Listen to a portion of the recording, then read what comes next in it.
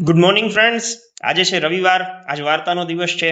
સૌ પહેલા તો લાસ્ટ ટાઈમ તમારા લોકોએ મને જે ઢગલો બંધ પ્રેમ આપેલો છે, મને લાસ્ટ ટાઈમની સ્ટોરી ઉપર તમારા લોકો તરફથી 2.5K વ્યૂ મળેલા છે, જે મારા માટે સરપ્રાઇઝિંગ છે.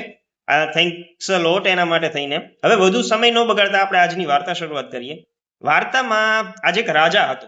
રાજા પાસે એક અશ્વમેઘ ઘોડો હતો. તેના રાજ્યમાં જો સૌથી મોટો કોઈ ગુનો હોય તો તે ચોરીનો હતો, જેમાં ઝડપાયેલા બે કેદીઓ પોતાના મૃત્યુદંડની રાહ જોઈ રહ્યા હતા. બીજા દિવસે જ્યારે એનો સમય આવ્યો ત્યારે મૃત્યુ માટે થઈને ફાંસીના માચડા પાસે બંને કેદીઓને લાવવામાં આવ્યા. ત્યારે બન્યું એવું કે તેની આખરી ઈચ્છા પૂછવામાં આવી. એક કેદીએ પોતાની કોઈ જ ઈચ્છા નથી એવું કીધું, જ્યારે બીજા વ્યક્તિએ કીધું કે મારી ઈચ્છા છે જે તમારા માટે સારું થઈ શકે એવું છે. રાજા નવીનતા પામ્યા અને એને પૂછ્યું કે એવું તો તું શું મારું સારું કરી શકે. કેદીએ કીધું કે રાજા, મારી પાસે આવા મંત્રો છે જેના લીધે હું તમારા ઘોડાને ઉડતો બનાવી શકું. રાજાને આ વાત સાંભળીને થોડી વાર પૂરતું તો માનવામાં ના આવ્યું, તો પછી એને વિચાર કરવા માટે એક દિવસનો સમય માંગ્યો. રાત્રે બંને કેદીઓ જ્યારે કેદખાનામાં ભેગા થયા ત્યારે એક પૂછ્યું કે ભાઈ એવું તો તારી પાસે શું છે જેના લીધે તું ઘોડાને ઉડતો બનાવી શકે.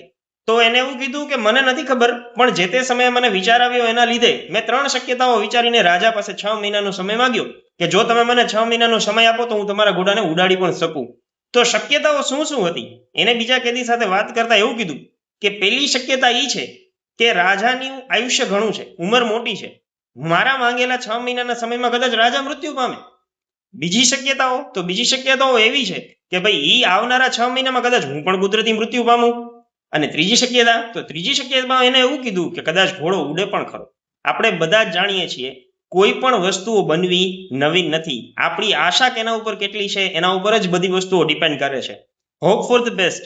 તો આ બધી વાતો સાંભળ્યા પછી બીજા દિવસે જ્યારે રાજાએ એને કીધું કે જો મારો ઘોડો ઉડશે નહીં તો તેનું પરિણામ તમારા માટે ખરાબ આવી શકે છે, પણ જે વ્યક્તિએ પોતાની કોઈ આખરી ઈચ્છા નહોતી બતાવી એ કેદીને ફાંસીના માચડે ચડાવી દેવામાં આવ્યો. અને બીજો જે બાકી બચેલો કેદી હતો એને એ વસ્તુ સ્પષ્ટપણે ખબર હતી કે મારી આપેલી 3 શક્યતાઓમાંથી જો એક પણ નહીં થાય તો હું આજથી 6 મહિના સુધીનું આયુષ્ય તો આરામથી જીવવાનો છું. તો મિત્રો, સમયની વાત છે, અને વાત એવી છે કે જો સમય નબળો ચાલે છે તો એ બદલતા સમય નહીં લાગે, પણ નબળો સમય દરેક વ્યક્તિને અઘરો લાગે. Hope for the best friends. વાત એવી છે કે આજ રાત થઈ છે તો એનો દિવસ થશે એ વાત પાકી છે. આપણે ઈશ્વર ઉપર ભરોસો રાખવાનો છે અને એક જ વસ્તુ વિચારવાની છે કે આપણે જે ઘોડાને ઉડાડવા માંગીએ તે ઘોડો ઉડે પણ ખરો. Thank you very much.